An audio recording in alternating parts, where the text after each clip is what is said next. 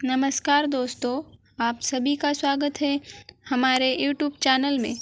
आज हम आपको इस वीडियो में बताने वाले हैं षटतिला एकादशी की व्रत कथा।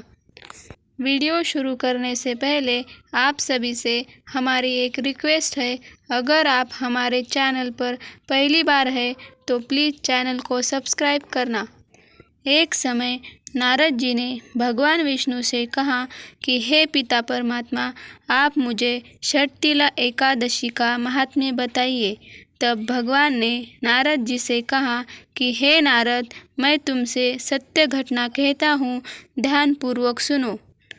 प्राचीन काल में मृत्युलोक में एक ब्राह्मणी रहती थी।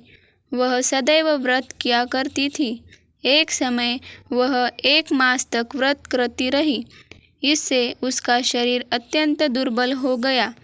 यद्यपि वह अत्यंत बुद्धिमान थी, तथापि उसने कभी देवताओं या ब्राह्मणों के निमित्त अन्न का, धन का दान नहीं किया था।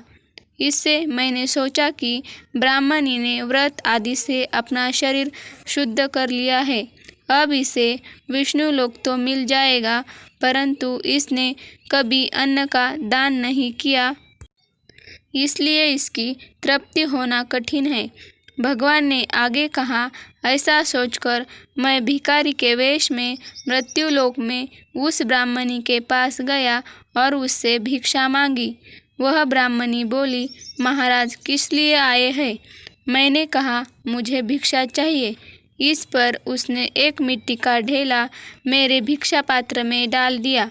मैं उसे लेकर स्वर्ग में लौट आया।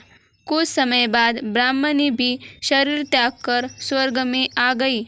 उस ब्राह्मणी को मिट्टी का दान करने से स्वर्ग में सुंदर महल मिला, परंतु उसने अपने घर को अन्नादि सब सामग्रियों से शून्य पाया। घबरा कर वह मेरे पास आई और कहने लगी कि हे भगवान, मैंने अनेक व्रत आदि से आपकी पूजा की, परंतु फिर भी मेरा घर अन्नादि सब वस्तुओं से शून्य है। इसका क्या कारण है? इस पर मैंने कहा, पहले तुम अपने घर जाओ, देव स्त्रियाँ आएंगी तुम्हें देखने के लिए। पहले उनसे षटतिला एकादशी का पुण्य और विधि सुन लो, तब द्वार खोलना। मेरे ऐसे वचन सुनकर वह अपने घर गई।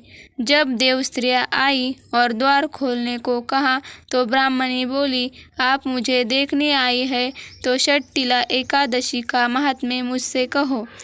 उनमें से एक देवस्त्री कहने लगी कि मैं कहती हूँ।